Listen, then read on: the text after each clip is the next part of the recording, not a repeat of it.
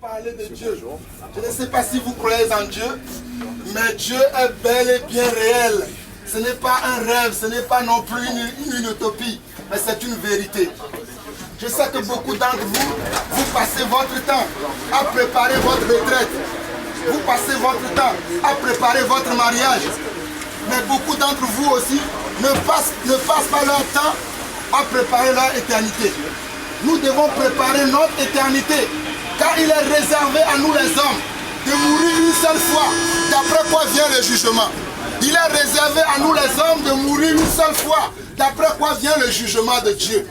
Mais la Bible déclare que celui qui croit en lui, celui qui confesse son Dieu comme son Seigneur et son Sauveur, ne mourra pas mais aura la vie éternelle. Nous sommes venus dans ce train, moi et mes frères, pour vous parler de Dieu, pour vous témoigner de l'amour de Dieu, car Dieu est le chemin, la vérité et la vie. Comme je disais tantôt, beaucoup d'entre nous, nous préparons notre retraite, n'est-ce pas? Nous avons des livrets A. Moi j'ai un livret A sur lequel je mets de l'argent tous les fins du mois pour ma retraite. Mais ce que je fais en plus, c'est que j'ai préparé aussi mon éternité.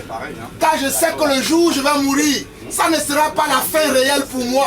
Car la Bible déclare qu'il est réservé à l'homme de mourir une seule fois, d'après quoi vient le jugement. Le jour où je vais mourir, c'est là où Dieu va me demander maintenant. Jean-Paul, je t'ai donné 80 ans à vivre sur la terre. Je t'ai donné 50 ans à vivre sur la terre. Qu'est-ce que tu as fait de moi? Qu'est-ce que tu as fait de ma parole?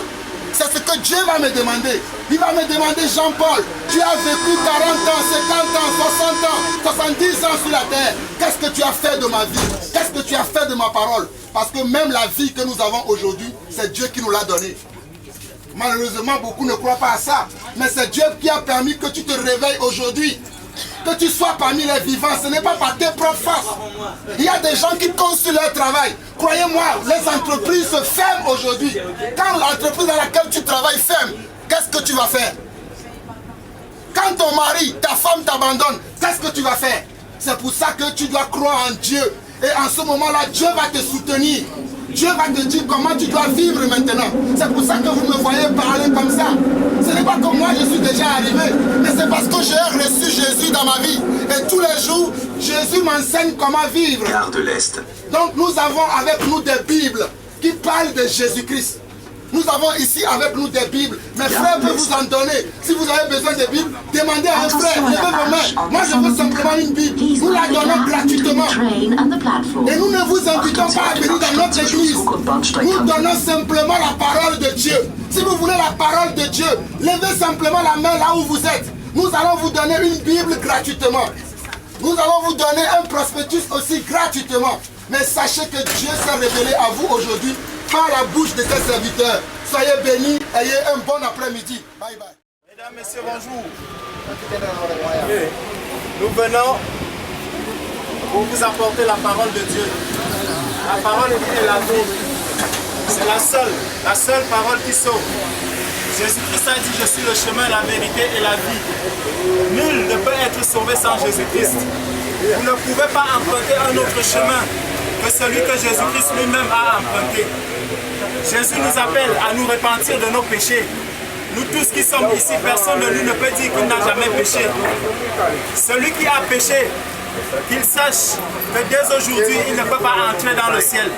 Mais il y a quelqu'un qui a payé de sa vie pour laver le péché, pour ôter le péché, pour nous rendre libres. C'est pour ça que Jésus-Christ est venu. Jésus nous appelle à la repentance. Jésus nous appelle à la vie. Jésus nous appelle à nous pardonner les uns les autres. Jésus nous appelle à aimer notre prochain. C'est cet amour qui nous manque aujourd'hui. Les couples aujourd'hui se détruisent parce qu'on n'arrive plus à se pardonner. Les familles aujourd'hui se détruisent parce qu'on n'arrive plus à se pardonner. Jésus est venu apporter le pardon. Jésus nous apprend à nous pardonner. C'est avec l'esprit de Jésus que nous pouvons nous pardonner les uns les autres.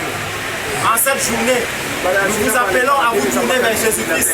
Non pas à vous tourner vers une religion, non pas à vous retourner vers une église, ni une assemblée des hommes, mais à vous tourner vers Jésus-Christ. C'est lui le chemin, c'est lui la vérité et c'est lui la vie. Nous avons des Bibles que nous distribuons. Si quelqu'un a besoin d'une Bible, il peut demander, c'est gratuit. Nous avons des traités que nous distribuons. Si quelqu'un en a besoin, c'est gratuit. Recevez la paix de Jésus-Christ dans vos cœurs. Réconciliez-vous les uns les autres. Soyez en paix les uns vis-à-vis des autres. Le Seigneur nous appelle à respecter toute autorité. Aujourd'hui, regardez le mépris que les hommes ont vis-à-vis des autorités. Mes frères, mes sœurs, répentez-vous pour la désobéissance à ces autorités. Vous devez respecter l'autorité. Peu importe, la Bible dit que toute autorité vient de Dieu. C'est Dieu qui a établi ces autorités sur la terre. Nous devons les respecter. Soyez en paix et passez une bonne journée. Il a prévu un jour pour le jugement. C'est le jour où Jésus-Christ reviendra pour juger les morts et les vivants péchés. Et le salaire du péché, c'est la mort. Nous sommes tous condamnés à l'enfer parce que pour entrer au paradis, il faut être parfait. Et aucun d'entre nous n'est parfait. Dieu a envoyé son fils Jésus-Christ afin qu'il puisse payer de sa vie pour chacun d'entre nous à la croix. Pour que nous ayons l'assurance d'aller au paradis après la mort. La Bible nous enseigne qu'il est réservé aux hommes de mourir une seule fois, après quoi vient le jugement. Nous avons tous ce rendez-vous divin qui est celui de la mort. Personne ne peut se lever au milieu de nous et se targuer qu'il ne passera pas par la mort. La mort est le chemin de nous tous. Mais il faut se préparer à l'après. Ce n'est pas d'aller aux pompes funèbres pour organiser comment les obsèques vont se passer, c'est très bien. Mais ça c'est important pour ceux qui restent. Mais pour nous qui partons, il faut se préparer autrement. C'est d'avoir cette assurance-là de passer l'éternité auprès du Seigneur. Ne mettons pas notre espérance dans notre travail. Nous pouvons le perdre à tout moment. Ne mettons pas notre espérance dans l'immobilier. 54 secondes de tremblement de terre en Haïti, ça suffit pour que des milliers de personnes perdent tout ce qu'ils avaient mis dans leur économie, dans l'immobilier. J'en ai connu beaucoup comme ça. Dans notre espérance, ce n'est pas là. Tout ce pourquoi nous combattons, nous courons tous les matins, nous nous levons, nous courons après l'argent. Mais l'argent ne pourra pas nous accompagner. Seule notre espérance dans notre cœur pourra nous accompagner après notre mort. Que le diable ne nous trompe pas. Il nous trompe avec tant de choses pour que nous ne nous posions pas les bonnes questions. La certitude, c'est que nous allons tous passer par la mort, sans aucune exception. Nous nous battons par tant de choses. Nous envoyons nos enfants à l'école, c'est très bien. C'est pour préparer leur avenir. Mais nous n'avons pas cette certitude qu'ils termineront même leur études. Moi, j'ai connu quelqu'un qui est mort le jour de la réception de son diplôme de fin d'études. Donc, il n'a même pas pu profiter de toutes les années qu'il a mis à se préparer.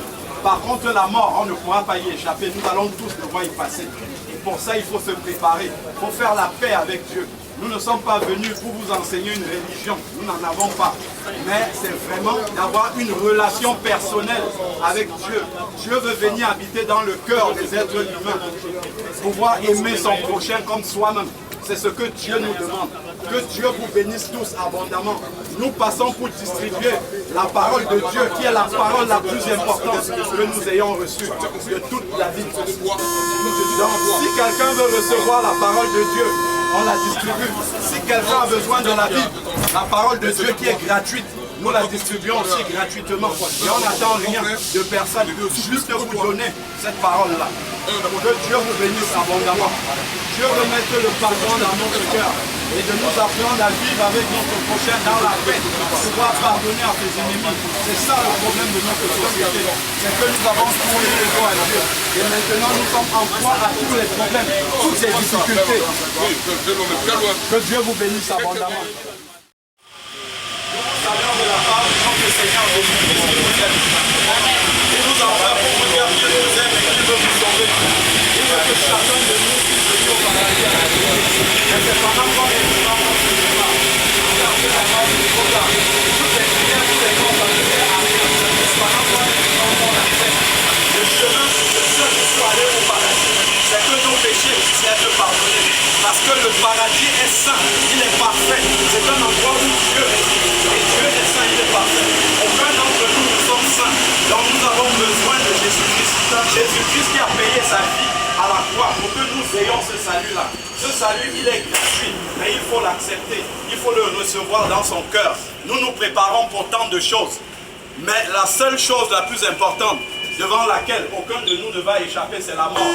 Mais est-ce qu'on la prépare? Où est-ce que tu iras pour passer l'éternité? L'éternité, ce n'est pas une question de 5 minutes, de 10 minutes, de 1 an, de 2 ans, c'est vraiment l'éternité, on n'en sort pas. Et c'est pendant qu'on est vivant. La Bible dit qu'il est réservé aux hommes de mourir une seule fois. Lorsque vous voyez quelqu'un mort, son sort est scellé pour l'éternité. Il ne pourra plus revenir se mettre à votre place pour entendre ce message et prendre une décision. C'est pendant qu'on est en train d'entendre ce message maintenant, il faut ouvrir son cœur. Parce que vous ne savez pas, votre souffle de vie ne vous appartient pas. Vous ne savez pas si c'est la seule fois et la dernière que vous entendez ce message. Ce n'est pas par hasard que vous êtes dans ce train. Ce n'est pas par hasard que nous sommes dans ce train. Ce n'est pas par hasard que nous parlons de ça aujourd'hui. C'est parce que Dieu a décidé que vous devez entendre ce message aujourd'hui. Parce que lui, il connaît votre vie. Il connaît votre lendemain. Il connaît les maladies qui sont en vous. Peut-être que dans 5 minutes, tu vas faire un AVC. Tu ne pourras même plus entendre ce message. Tu vas peut-être faire une rupture d'anévrisme. Tu ne sais pas. Parce que Dieu, lui, le sait. Et il sait pourquoi il adresse ce message-là aujourd'hui. Si vous entendez sa parole, n'endurcissez pas votre cœur. Parce qu'il faudra, lorsque tu vas rencontrer ton Seigneur, il faudra que tu lui montres que tu es parfait. Or, personne d'entre nous n'est parfait. C'est pour ça que nous avons besoin de Jésus. Lui, le parfait, il est venu pour nous donner sa vie. Sa vie, la vie éternelle, elle est gratuite. Elle est gratuite. Nous ne prêtons pas une religion. Nous parlons juste de Jésus. Celui qui a donné sa vie pour toi, pour moi, il veut nous sauver. Il veut changer notre cœur. Il veut transformer notre cœur pour que nous puissions vivre en paix avec notre prochain. Que nous puissions pardonner à notre prochain. Que nous puissions aimer nos ennemis. Et ça vient de Jésus-Christ. Ça vient de la puissance de Dieu. Parce que par toi-même, tu ne peux pas aider tes ennemis. Tu ne peux pas pardonner à tes ennemis. Seul Dieu peut transformer ton cœur pour que tu puisses le faire. Que Dieu vous bénisse abondamment. Amen. On se prépare pour les études, mais pour la mort, on a une mauvaise manière de se préparer. C'est d'organiser ses obsèques, d'aller au pompe funèbre, ce n'est pas mauvais. Mais sachez une chose, c'est qu'il est réservé aux hommes de mourir une fois, après quoi vient le jugement. Nous allons tous passer en jugement devant l'Éternel. Personne ne peut lever sa main ici pour dire que lui, il ne mourra pas. C'est la chose la plus certaine de notre vie. Il faut donc se préparer de la bonne façon. Il faut entrer au paradis auprès de Dieu. Voilà, il nous envoie pour pouvoir vous annoncer ce message-là avant qu'il ne soit trop tard. Parce que ton souffle de vie ne t'appartient pas. Tu ne sais pas si dans 5 minutes tu auras une rupture d'anévrisme. Tu ne sais pas si dans 5 minutes tu auras un AVC. Mais Dieu veut te parler maintenant que tu peux encore arrêter.